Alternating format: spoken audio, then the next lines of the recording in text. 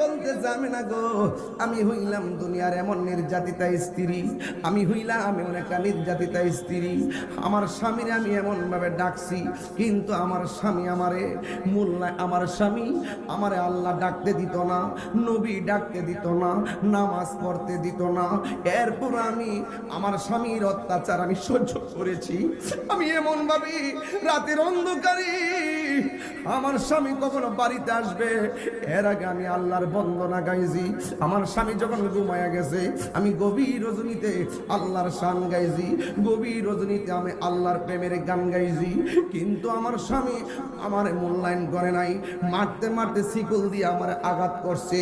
আমার স্বামী আমার একদিন ডাক দিয়া বলে, হে পাগলনি, তোমারে বলছি তুমি আল্লাহর নাম নিও না, এরপর তুমি নেও, এত যে মারি তুমি কি ব্যথা পাও না? ওই মহিলা ডাক দিয়ে বলে, স্বামী আপনার হাজার হাজার মাইরের চাইতে আমার জিহ্বার মধ্যে পিঠের মধ্যে হাজার আঘাত করতে পারেন, কিন্তু আমার জিহ্বার মধ্যে আমার আল্লাহর জিকিরটা বড় মজা লাগে, মজা লাগে, মজা লাগে। ওই আমিনা বলেন, কে গো তুমি? ওই মহিলা কয়, আমিনা শোনেন আমি কেমন নির্যাতিত স্ত্রী, একটু শোনেন। আমার স্বামী আমাকে মারার জন্য হাতের মধ্যে বান দিছে, পায়ের মধ্যে বান দিয়া খেসরাইয়া খেসরাইয়া একটা চুলার দিকে নিয়ে যাইতেছে।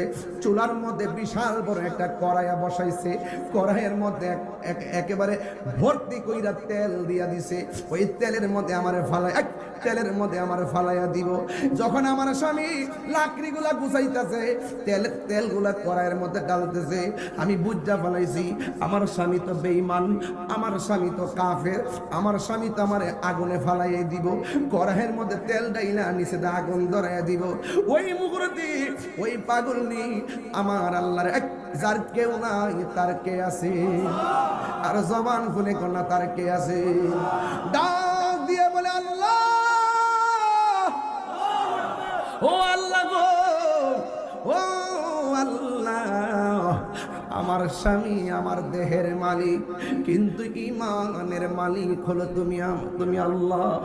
ও বন্ধুরে, বন্ধুরে, ও বাবা,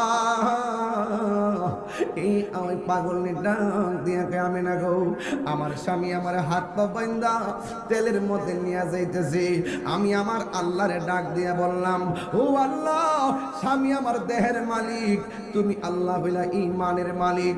আমার স্বামী যদি আগুনের মধ্যে ফালাইয়া দেয়, আগুনের মধ্যে যদি ফালাইয়া দেয়, আমি দরকারে আগুনে জ্বলতে জ্বলতে শেষ হইয়া যাবো, কিন্তু আমার অন্তর থেকে যারা